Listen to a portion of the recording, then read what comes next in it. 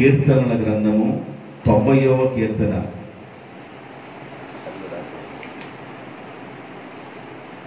కీర్తనల గ్రంథము 90వ కీర్తన 15వ వచనం.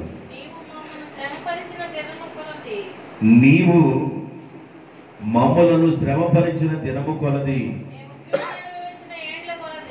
మేము కీడును అనుభవించిన ఏండ్ల కొలది మమ్ములను సంతోషపరచుము. అందరూ చెప్పండి, మమ్ములను సంతోషపరచుము. ఈరోజు వాక్య భాగం ఆ ట్రాక్ మీద నడుస్తూ ఉంటుంది, ఇది గుర్తుపెట్టుకోండి. నీవు మమ్ములను శ్రమపరిచిన దినముల కొలది, మేము కీడును అనుభవించిన సంవత్సరాల కొలది మమ్ములను సంతోషపరచయ్యా. కీర్తనాకారుడైన మోషే 90వ కీర్తన రాస్తూ ఈ 90వ కీర్తనలో ఆ మాటని జ్ఞాపకం చేస్తున్నాడు. మేము చాలా కాలము శ్రమలు అనుభవించాము, చాలా సంవత్సరాలు కీడును అనుభవించాము, శ్రమను అనుభవించాము, కీడును కూడా అనుభవించాము. వీటన్నిటిని మేము ఎంతకాలమైతే శ్రమను అనుభవించామో, ఎంతకాలమైతే కీడును అనుభవించామో, వాటన్నిటికి మించిన సంతోషం మీరు మాకు దయచేయని ప్రార్థన చేస్తున్నారు. ఇజ్రాయేల్ ప్రజలు ఐగుప్తు దేశంలో 430 సంవత్సరాలు శ్రమను అనుభవించబడ్డారు. 430 సంవత్సరాలు వారు బానిసలుగా ఉన్నారు.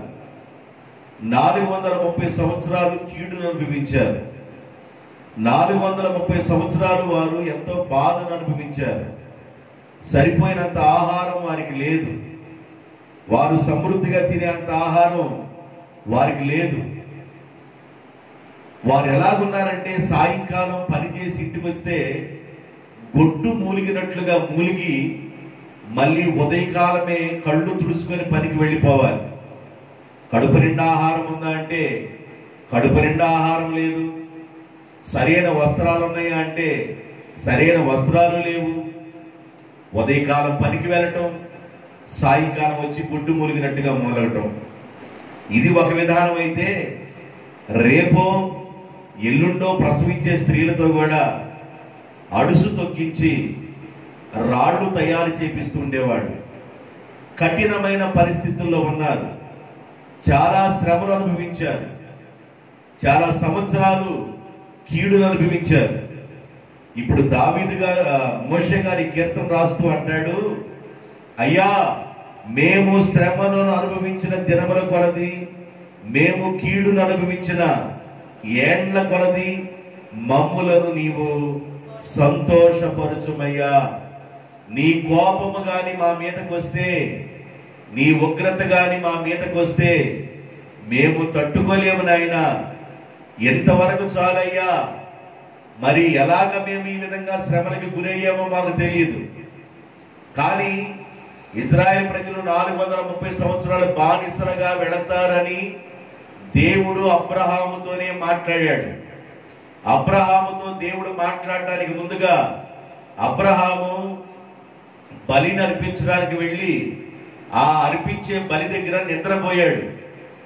ఆయన జాగ్రత్తగా లేని కారణాన్ని బట్టి, నిద్రపోయిన కారణాన్ని బట్టి దేవుడు అన్నాడు, నీవు జాగ్రత్తగా లేవు గనుక, బలి నడిపించే విషయంలో నీవు క్రమముగా లేవు గనుక, నువ్వు నిద్రామంతుడుగా ఉన్నావు గనుక, నీ పిల్లల పిల్లలు 400 సంవత్సరాలు నీ దేశము గాని పరదేశం వెళ్ళిపోయి అక్కడ 400 సంవత్సరాలు వారు బానిసలుగా ఉంటారు. 400 సంవత్సరాలు గడిచిన తరువాత నేను మరలా వాగ్దానపు దేశాన్ని తీసుకొస్తానని దేవుడు అబ్రహాముతో మాట్లాడాడు. చిన్న తప్పు, చిన్న బలహీనత పిల్లల మీదకి వచ్చేసింది. 430 సంవత్సరాలు వాళ్ళు వేదనను అనుభవించారు, శ్రమను అనుభవించారు, కీడును అనుభవించారు, బాధను అనుభవించారు. అయితే ఇలాంటి పరిస్థితుల్లో మోషే ఈ కీర్తన రాస్తూ చాలా బాధపడతా ఉన్నాడు. ప్రభువా, నీవు గాని మా మీద కోపపడినట్లయితే మేము దేనికి పనికిరామయ్యా అని కొన్ని విషయాలు రాయబడిన కీర్తనకారులు చెప్పిన కీర్తన గ్రంథంలో కొన్ని విషయాలు చూపిస్తాను. కీర్తన గ్రంథము 30వ అధ్యాయము 5వ వచనం. కీర్తన గ్రంథము 30వ అధ్యాయం 5వ వచనం. ఆయన కోపము నిమిషము మాత్రము ఉండును, ఆయన దయ ఆయుష్కాలమంతయు నిలుచును. సాయంకాలపున ఏడుపు వచ్చి రాత్రంతా ఏడ్చినను ఉదయమున సంతోషము కలుగును కదా. అయ్యా, నీ కోపము నిమిషం మాత్రమే ఉంటుంది, అయితే నీ దయ మా ఆయుష్కాలం అంతా ఉండిద్ది. దేవుడు పడే కోపం, ఆ నిమిషము కోపం కూడా మన మీద రాకుండా చూసుకోవడం చాలా మంచిది. నిమిషం కోపం అది చాలా భయంకరమైనది. ఒక్క నిమిషం దేవుని కోపం వస్తే భూమి నోరు తెరిసిందంట. భూమి ఏం చేసింది? నోరు తెరిచి అలాగ ప్రజల్ని మింగేసిందని రాయబడి ఉంది. కాబట్టి దేవుని కోపము ఒక్క నిమిషం కూడా మన మీదకి రాకుండా దేవునికి ఇష్టకరమైన బిడ్డలుగా ఎదగాలి. అయ్యా, నీ కోపము నిమిషం మాత్రం ఉంటుంది, నీ దయ మాత్రం ఆయుష్కాలం అంతయు నిలుచును. సాయంకాలమున ఏడ్చి రాత్రంతయు అలాగే మేము ఏడుస్తా ఉన్నా, ఉదయకాలము మరలా నీవు మాకు సంతోషం దయచేయ్యా. ఒకవేళ సంతోషమే గాని లేకుండా ఉన్నట్లయితే, నీ ఉగ్రత కింద, నీ కోపము కింద మేము ఉన్నట్లయితే మేము బ్రతకజాలము నాయనా. నీ సంతోషాన్ని మాకు దయచేయి. మేము శ్రమను అనుభవించిన దినముల కొలది, మేము కీడును అనుభవించిన ఏళ్ల కొలది మమ్మల్ని జ్ఞాపకం చేసుకొని మమ్మల్ని సంతోషపరుచయ్యా. నీ కోపం మా మీదకి రాకుండా మమ్మలను సంతోషపరచు దేవా. దేవుని కోపం ఎలాంటిదో ఆ కోపంలో నుండి మరి మనం ఆయన పిల్లలంగా బయటపడాలి. దేవుని కోపం మన మీదకి రాకూడదు. దేవుని కోపం ఎవరి మీదకి వచ్చినా వాళ్ళు తట్టుకోలేరు, వాళ్ళు తాళలేరు. దేవుని కోపం చాలా బహుభయంకరమైనది. సముద్రం మీద దేవుని కోపం వచ్చిందనుకండి, సముద్రం అలాగ 4-5 తాళ్ళు ఎత్తు అలాగ లెగిసింది వాటర్. దేవుని కోపం చాలా భయంకరమైనది. కీర్తన గ్రంథము 103వ కీర్తన 9వ వచనంలో ఇంకొక మాట రాయబడి ఉంది. 103వ కీర్తన 9వ వచనం. ఆయన ఎల్లప్పుడూ వ్యాజ్యమాడువాడు కాడు, ఆయన నిత్యము కోపించే దేవుడు కాడు. ఆయన నిత్యము కోపించే దేవుడుగా ఉంటే ఏ మనిషి నిలవగలరు? దేవుడు ఒకవేళ నిత్యము కోపపడేటట్లుగా అయితే ఏ మనిషి నిలవగలరు? మనిషికి వచ్చే కోపము, అలాంటి కోపమే దేవునికి ఉన్నట్లయితే ఈ భూమి మీద జీవరాశులు గాని మానవ జాతి గాని ఎలా బ్రతకగలదు? కాబట్టి దేవుని కోపం నిమిషం మాత్రం ఉంటేనే అది భయంకరం. నిమిషం మాత్రం ఉంటేనే అది భయంకరం. ఆయన నిత్యము కోపించువాడు కాడు. దేవుడు నిత్యం కోపించడు. ఆయన నిత్యం కోపిస్తే మనం ఉండలేము ఈ భూమి మీద. దేవుని కోపం నిత్యం మన మీద ఉండి ఈ భూమి మీద ఉండలేము. అందువలన దేవుని కోపం కింద మనం ఉండకుండా చూసుకోవాలి. దేవుని కోపం మన మీద ఉండకుండా చూసుకోవాలంటే మన క్యారెక్టర్ దేవునికి ఇష్టముగా ఉండాలి. నటించే వాళ్ళగా కాకుండా దేవుని కొరకు జీవించే క్యారెక్టర్ కలిగి ఉండాలి. నటించే క్యారెక్టర్ వేరు, నటించే విధానం వేరు. అలా నటించకూడదు దేవుని దగ్గర. దేవుడు అందరిని తేటగా చూస్తున్నాడు. మనకి చీకటి చీకటిగా ఉంటుంది, కానీ చీకటిలో కూడా దేవుడు తేటగా చూడగలడు. అందువలన దేవుని ఎదుట మనం ఎలాగుండాలంటే, అయ్యా నీవు మమ్మల్ని సంతోషపరచునైనా, నీ ఉగ్రత కింద కానీ నీ కోపం కింద కానీ మమ్మల్ని నొచ్చకుండా చేయి ప్రభు అని మనం ప్రార్థన చేయాలి. యెషయా గ్రంథము 57వ అధ్యాయము 16వ వచనం. యెషయా గ్రంథము 57వ అధ్యాయము 16వ వచనం. నేను నిత్యము పోరాడువాడును కాను, ఎల్లప్పుడూ కోపించువాడను కాను. ఆ విధంగా నేను ఉంటే నా మూలముగా జీవాత్మ, ఈ భూమి మీద జీవులుగా ఉన్న ఆత్మలు క్షీణించును కదా. నేను పుట్టించిన నరులు క్షీణించిపోవుదురు కదా. నేను నిత్యము కోపడితే జీవాత్మ భూమి మీద ఉండదు, మనుషులు కూడా భూమి మీద ఉండరు. నేను నిత్యము కోపపడే దేవుణ్ణి కాను, నిమిషం మాత్రమే కోపపడతాను. నా దయ ఆయుష్కాలమంతయు ఉండును. అంటే దేవుడు నిన్ను ఎలా ప్రేమిస్తున్నాడంటే, నీవు బ్రతుకు కాలమంతయు దేవుడు నిన్ను ప్రేమిస్తున్నాడు. నీకు ముసలితనం వచ్చినా నిన్నెత్తుకొని ముద్దాడుతున్నాడు. యవ్వన ప్రాయము గాని, బాల్యము గాని, కౌమారము గాని, వృద్ధాప్య దశలో కూడా దేవుడు నీ వైపు చూస్తా ఉన్నాడు. దేవుడు నీ మీదే మనస్సు పెట్టుకొని ఉన్నాడు.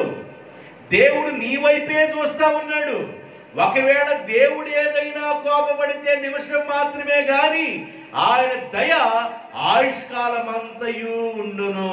దేవుని యొక్క దయ ఆయుష్కాలం అంటే మనం ఏమర్థం చేసుకోవాలంటే, దేవుని యొక్క దయ మన జీవితాంతము, మన బ్రతికున్నంత కాలము దేవుని దయ మన మీద నిలుస్తుంది. అలా నిలిచి ఉండాలంటే దేవునికి ఇష్టముగా మనం జీవించడానికి ఇష్టపడాలి. కొన్ని ఎగ్జాంపుల్ కూడా చెప్తాను, మీరు జాగ్రత్తగా వినండి. దేవుని బిడ్డలారా, దేవునికి ఇష్టముగా జీవించాలి. ఏదో మన ఇష్టానుసారంగా మనం బ్రతుకుతూ, మన ఇష్టానుసారమైన పద్ధతుల్లో మనం ఉంటూ, మన రూటులో మనం ఉంటూ, నా రూటే వేరు, నా రూటే సపరేట్ అని బ్రతుకుతున్న విధానంలో ఉన్నట్లయితే, నీ రూటు దేవునికి ఇష్టంగా లేనట్లయితే, నీ రూటు మీద దేవుని యొక్క ఉగ్రత నిలిచి ఉంటుంది. అది చాలా భయంకరమని దేవుని సేవకుడిగా గుర్తు చేస్తున్నాను. నిమిషంలోనే దేవుని కోపం రగిలితే ఆ నిమిషమే తట్టుకోలేము. కాబట్టి దేవుడు అంటాడు, ఆయన నిత్యము, నేను నిత్యము పోరాడువాడును కాను, ఎల్లప్పుడూ కోపించువాడును కాను. ఒకవేళ అలాగా కోపించిన వాడనైతే జీవరాశులుండవు, నరులు కూడా క్షీణించిపోతారు కదా. నరులు కూడా ఏమైపోతారంట? క్షీణించిపోతారు.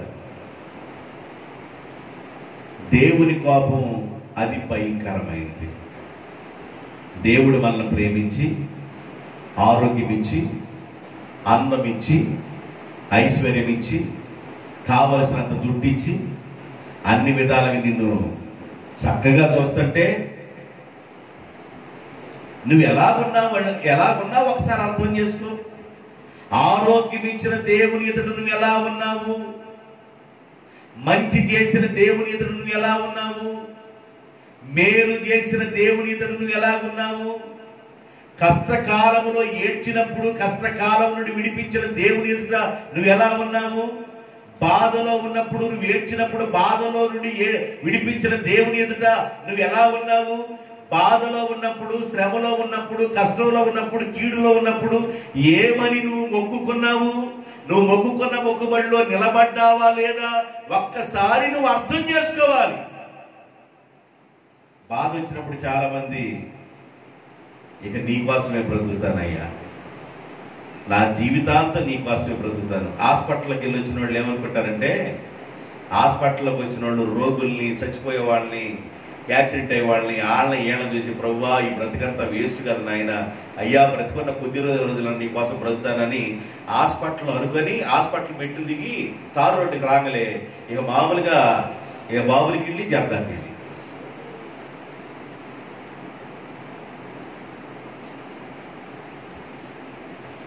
అక్కడ ఉన్నంతసేపే నీవు ఏదైనా తీర్మానం చేసుకున్నా, ఆ తీర్మానం అక్కడ చేసుకున్న తీర్మానం, అదే తీర్మానంలో కానీ నువ్వు బ్రతికగలిగినట్లయితే నీకు క్షేమము కలుగునుగాక.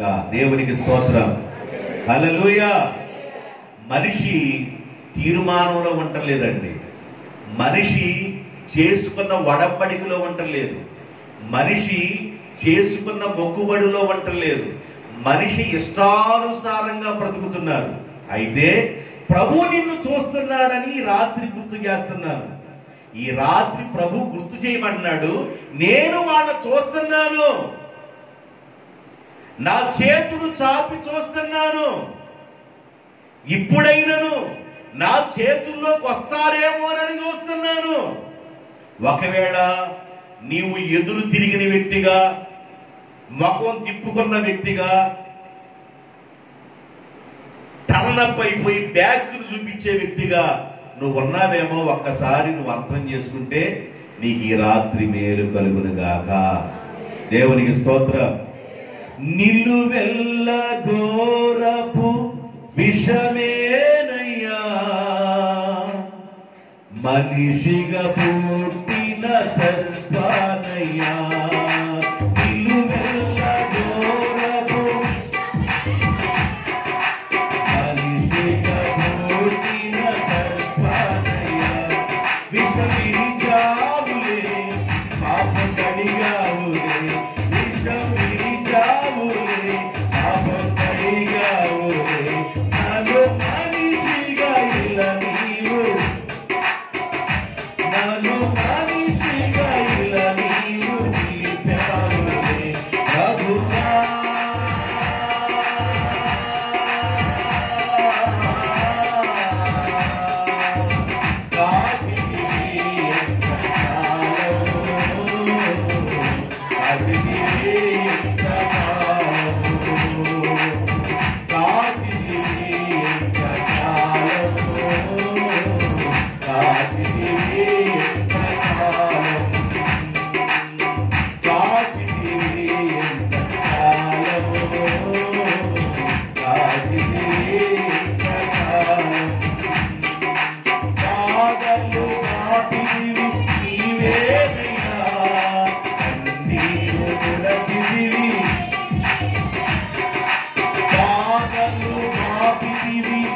Yeah.